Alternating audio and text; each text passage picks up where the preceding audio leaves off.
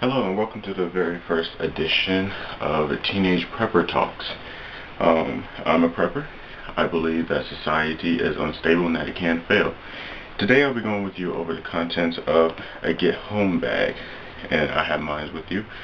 This is an outdoors products day pack Get Home bag. I bought it from Walmart for about $10, and I packed it with all the essentials that I would need in order to get home if a disaster struck. So first I'm going to show you my food supplies. I have several packs of instant potato and soup mixes. These can be prepared almost instantly. It takes only about 2 cups of water and 2 cups of hot water. It don't take about a minute to prepare. These would be good to have when you're going to sit down and taking a rest. You need to eat something real quick. These are good. Or if you're spending a night outside, old-fashioned camping, these are good to have. I also have plastic silverware that I would eat these with. I'm not a fan of the multi-tools and camp sets that have metal reusable utensils, mainly because it takes water to wash them, and I hate doing dishes. Many people can tell you that. When you're in a disaster scenario, you can't afford to use water unnecessarily and for trivial things. So good plastic utensils are pretty much all you'll ever need should you have to sit down and eat a meal. These are my water supplies. As you can see, I pack only 3 bottles of water. That's mainly because you don't want to have too much weight when you are hiking or traveling, trying to get home. That being because you don't want to have to deal with strained muscles. I can tell you a strained back does not feel good, and when you're trying to get someplace quickly, it can be a decent hindrance. I'll say that. So therefore, you're going to want to, in addition to having these, you're going to want to have an extra water bottle where you can drink from regularly. These are my backup supplies. In the event I lose my water bottle or I have to set out real quickly and cannot fill my water bottle up, I could have these to ration out to help me get wherever I need to go, at least until I get to another source of water. That being said, I also pack supplies of water treatment. I carry water purification tablets. They can purify any kind of biologically contaminated water in 30 minutes. I believe the tablets are made from iodine. That's also used in tablets that help prevent you from getting radiation poisoning. But these tablets were about $7-8 at my local Walmart or sporting goods store. I bought 2 packs of these. And each bottle comes with 50 tablets or more, so only 1 tablet is necessary to purify a certain amount, a good bottle of water. This should last me well in an event stranded outside, and it's going to take me a while to get home. Also, that being said, I also have coffee filters. These filters can filter out any other contaminant, such as dirt, leaves, other kind of material that may fall into your water or be present in your water. You can also filter out color in your water, so that's good. If you want your water tasting right. These only cost me about a couple bucks, maybe a few dollars, like $1 or more, depending on where you go. I could have been lucky and got them on a sale. I don't know. I can't really remember when I bought these, but I know it did cost me a lot. Next is my first aid kit. This first aid kit has basically everything I would need to patch up anything from scratches to cuts to open wounds to animal bites. It even has pain medications, as well as allergy meds in case, I have allergies and they're not fun, and if I'm walking through woods, say, I do not want to have to weather the storm of my allergies going crazy, so I make sure to pack good allergy meds and that to help me. Just it's not, they may not be vital, but they'll be a lot less annoying. So, and here are my other essential items: toothbrush and toothpaste and floss. Vitally important, mainly because you don't want your teeth going rotten. When you're on your way home, you don't know how long it may take you to get home. So it could take you a couple hours to a couple days, depending where you are at the time of the disaster. You don't want your teeth rotting out on you. It is, in addition to having toothaches, you don't want to have to get home and find out you're going to have your teeth pulled because they went rotten on you. I also have hand sanitizer. Again, you're not going to want to have to wash your hands constantly before you eat or do other things such as patching wounds. You're going to want hand sanitizer. Granted, it doesn't clean everything, but at least gets most of the job done. Puts you less likely to make yourself sick or contaminate any wounds. I say this bottle right here probably cost me just a couple bucks. This is a standard thing of hand sanitizer. You just buy from any retail store. Here I have extra plastic bags, Ziploc bags. As you can see, most of my stuff is in Ziploc bags. That being because you don't want to risk your stuff getting wet. Your backpack falls in a puddle. You don't want to have to deal with wet items. You don't want to have to deal with wet filters. You don't want to have to deal with contaminated toothpaste, contaminated toothbrush. You don't want to have to deal with your stuff getting dirty because it fell in a puddle. Or say you have to swim across a river or whatever. You don't have to deal with super wet items.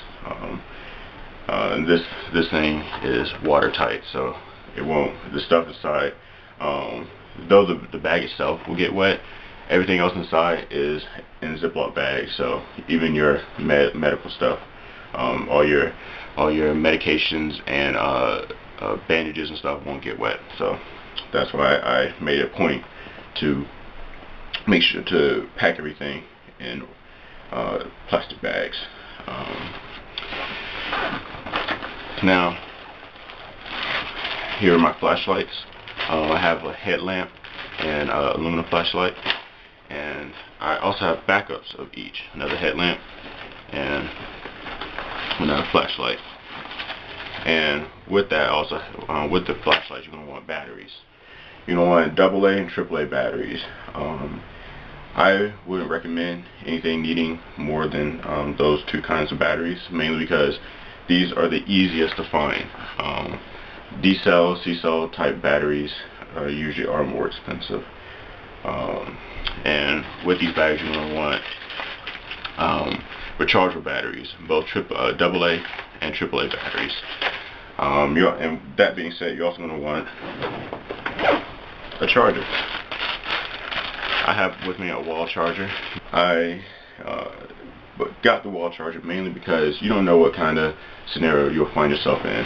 You could find yourself in a scenario where everything's gone crazy, but the powers may still be on. So you're going to want to have the ability to charge your things somehow on the grid.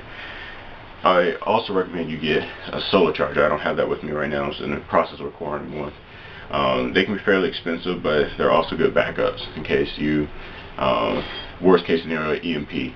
You find yourself without electricity for a year. You can constantly recharge these batteries using the great sunlight that God has given us. So yeah, I recommend having at least 2 packs of each kind of battery. Now, rechargeable batteries are fairly expensive, so it's understandable if you don't want to pay the extra money to have 2 of those. And while on the subject of flashlights, I do have a C-cell powered, battery powered flashlight. This is a Duracell Durabeam 750 lumen flashlight. I would primarily use this if I'm going through the woods or going through some kind of especially extremely dark place. Say if it's a dark building or anyway. The downside with this flashlight is the fact that if the batteries leak in them and the material, the fluid gets a chance to harden, it will make getting the batteries out of this thing impossible. I had to throw away a flashlight because I could not get the batteries out. I mean, I knocked that thing against trees, against concrete. I swung that thing as hard as I could through the air. It wouldn't come out, so it was essentially useless. Probably should have kept it though. It would have been a good baton, you know. And that's another thing you also gonna want. These things are good for weapons. They have decent sized handles, so you could hold it, swing at anybody. It's good self-defense.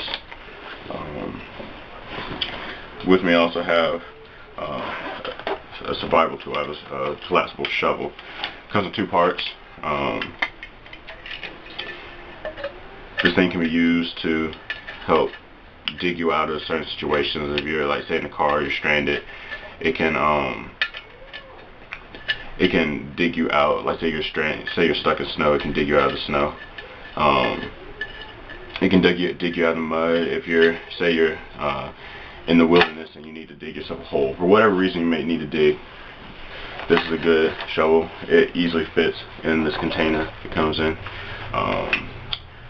I got this for Christmas, so I cannot tell you how much was paid for, but it's relatively cheap, so it only probably costs about a couple of bucks, I can say. Also, I keep in here is a multi-tool. Multi-tool pliers.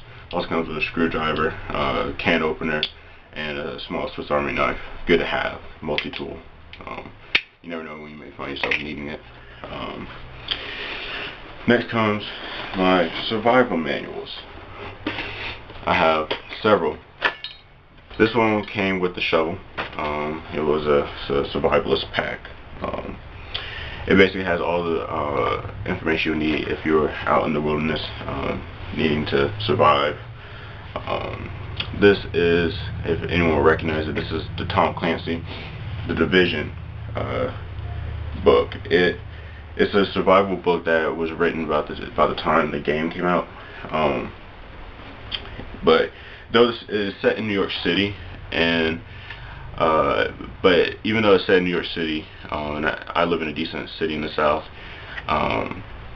it has all the information I would need for urban survival, scavenging in the cities, you know, taking advantage of the resources that could be out there.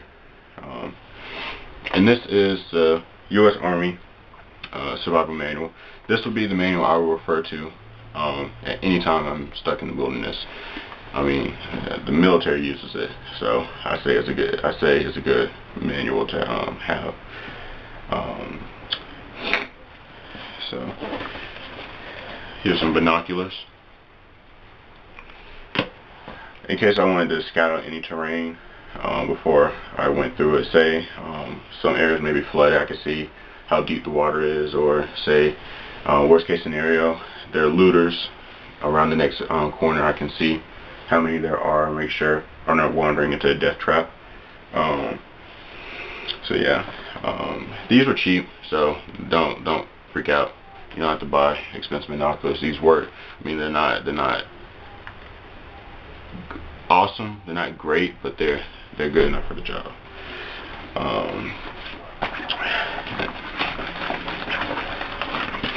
And lastly, here are my fire starters. This is a magnesium mag bar fire starter. It's kind of interesting the way it works. You basically shave off magnesium shavings onto a wood pile or whatever, onto some tinder, and using the striker, you strike the side of it, and which throws a shower of sparks onto the tinder, you know, igniting a fire. And it can be really useful if you're not good at starting a fire with your bare hands. That being said, I also have a pack of 25 waterproof matches. The reason why I chose waterproof is for reasons I stated before. If they get wet by any chance, they will still work. I keep these with me at all times. I mean, you never know, you may need to start a fire, and you may never know when they could get wet. So I always make sure I have this with me. So that wraps up my talk for today. Next time I'll be talking about the individual items of the Get Home bag.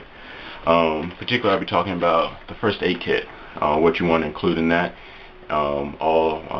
everything to its individual, the individual bag, to the kind of bandages and band-aids you want to get, and what to include, like what kind of medications to include, and everything associated with that.